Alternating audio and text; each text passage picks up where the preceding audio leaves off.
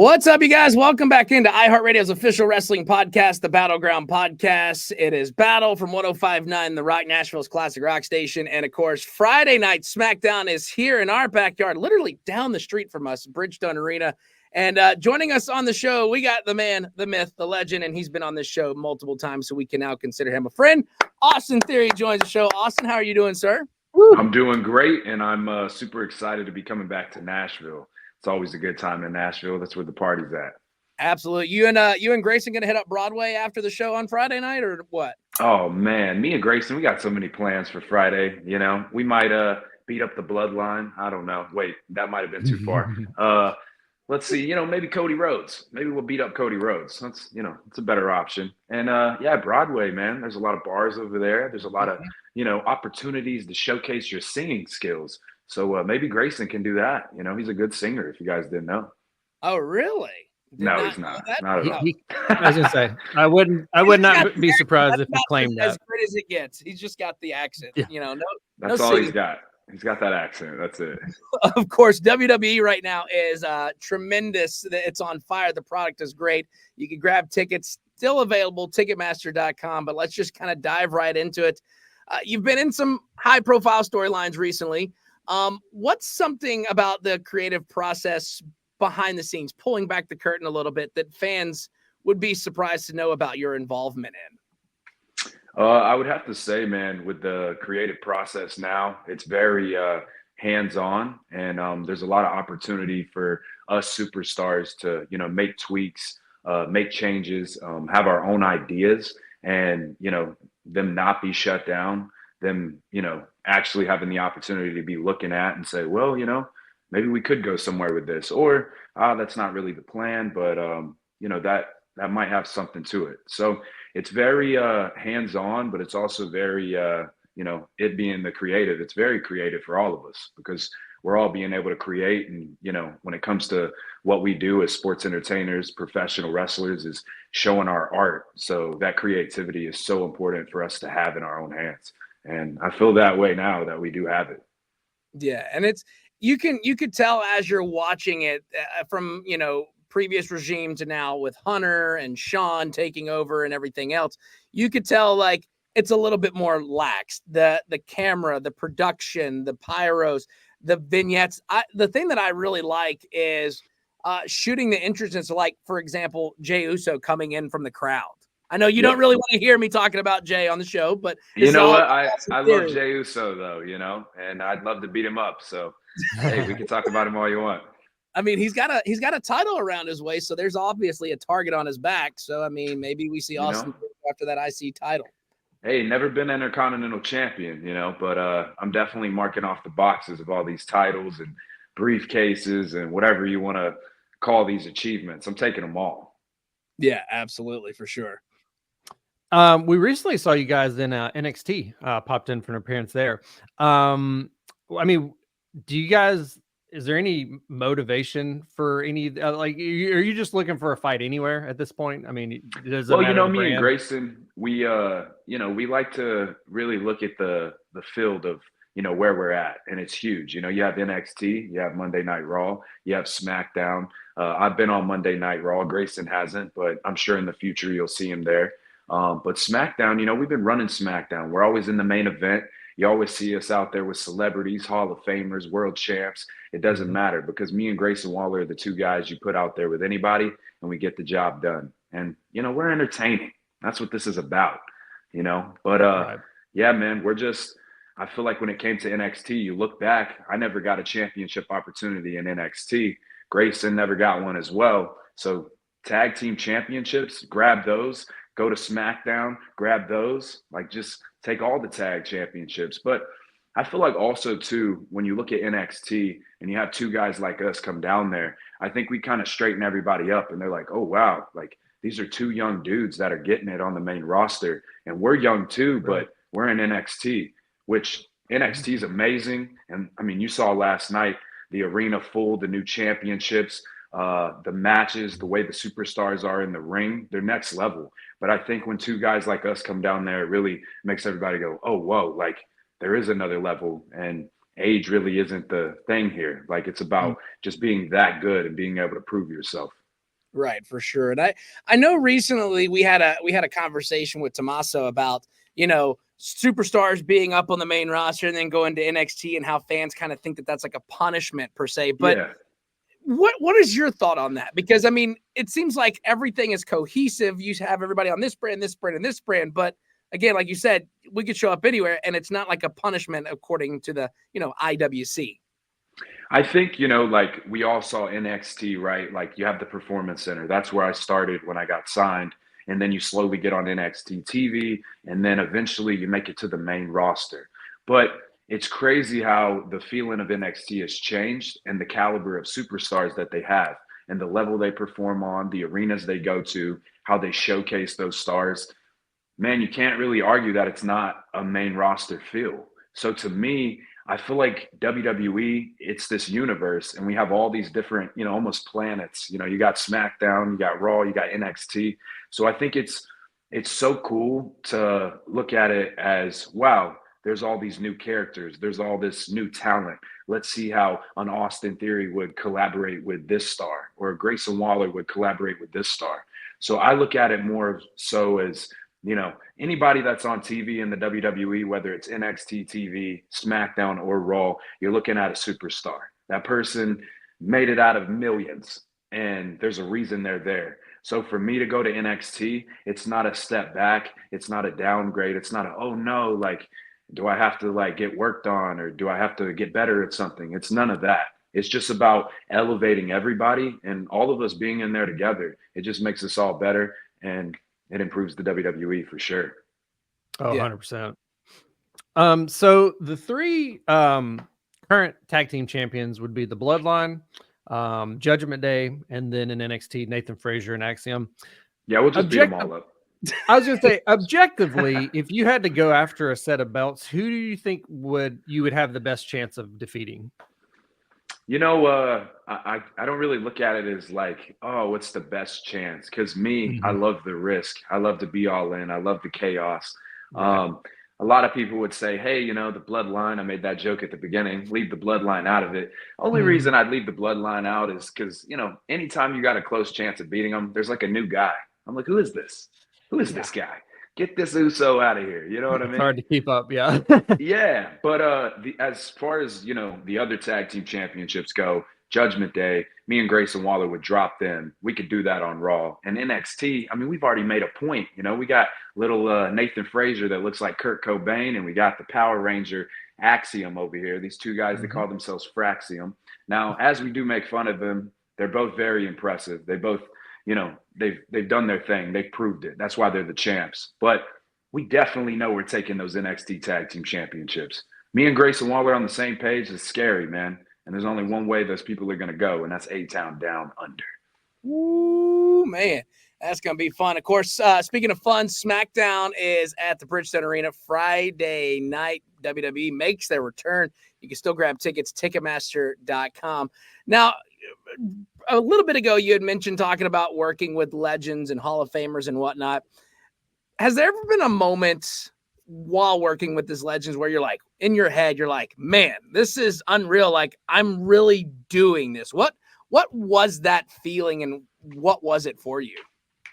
Man, I have to say, like, every opportunity or moment that I've, had the honor of being a part of, I really take every moment in. Like, I can remember a lot of moments so specifically.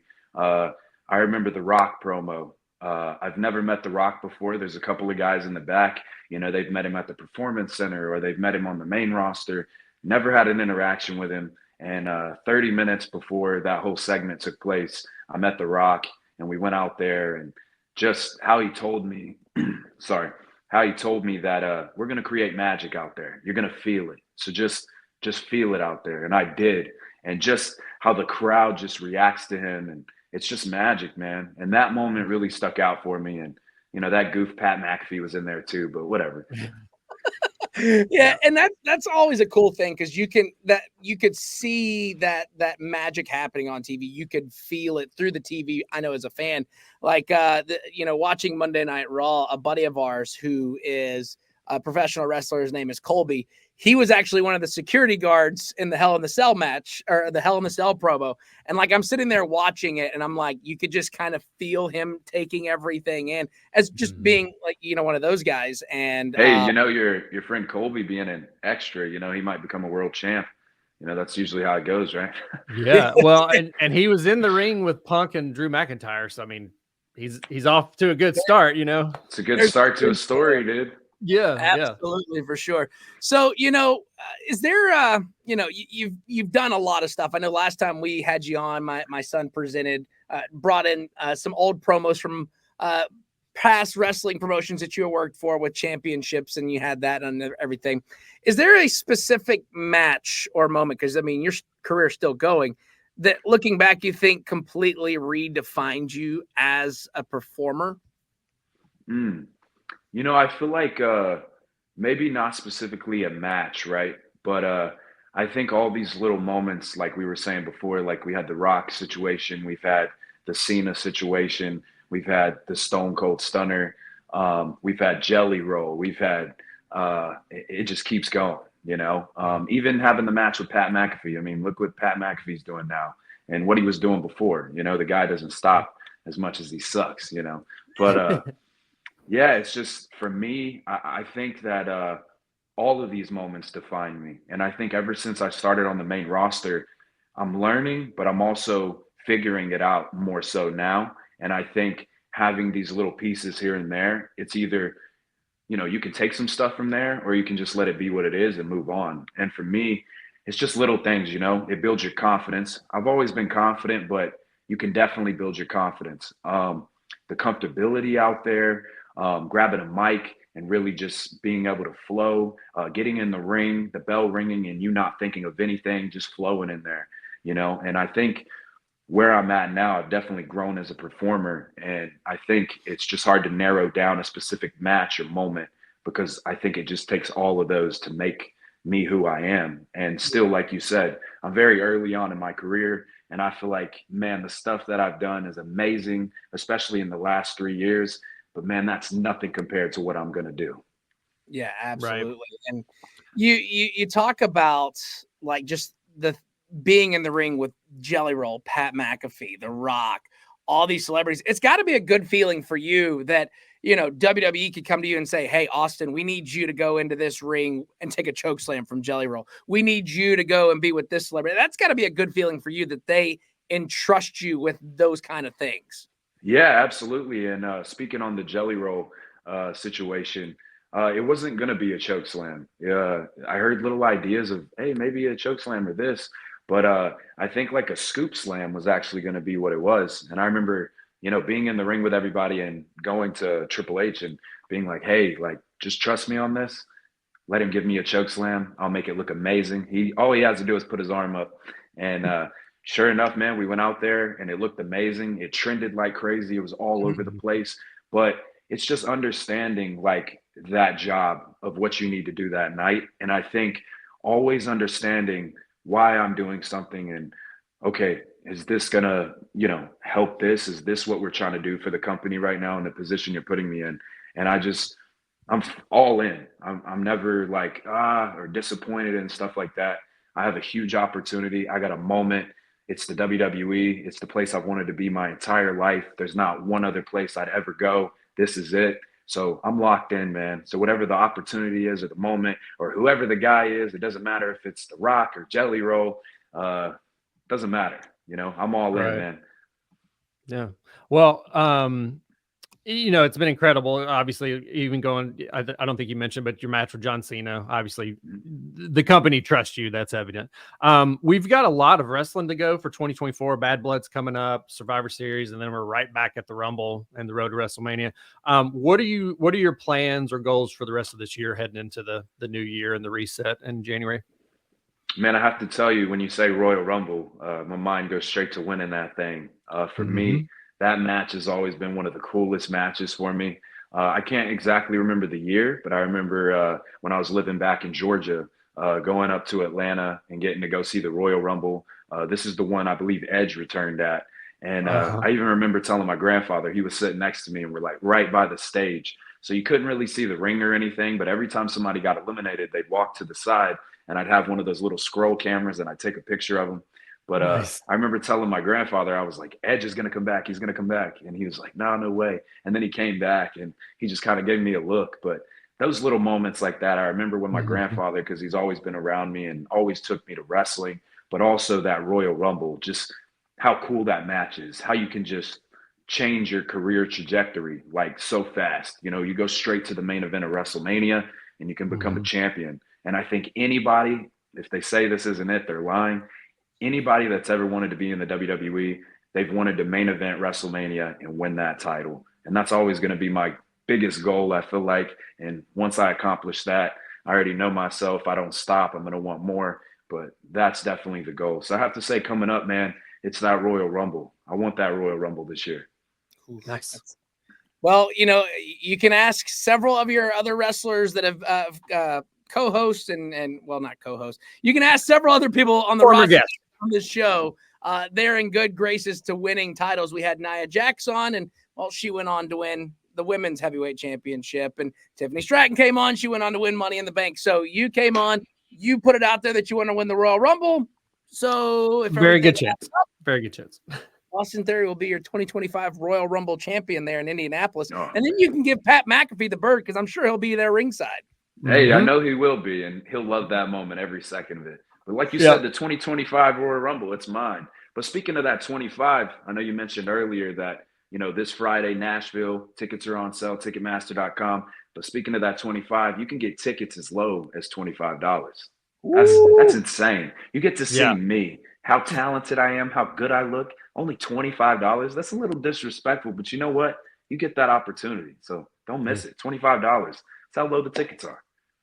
Well, Austin, it's an honor and a privilege to have you up. I know we got to wrap things up and look forward to seeing you Friday night in Nashville, Bridgestone Arena. Before we let you go, you want to say anything to people that are watching or listening to this right now, even though you just did the promo for buy tickets? Yeah. Hey, make sure you guys watch SmackDown this Friday in Nashville. And also next Tuesday on NXT. We're brand new on the CW. You better check it out because me and Grayson Waller are going to be the new NXT Tag Team Champions.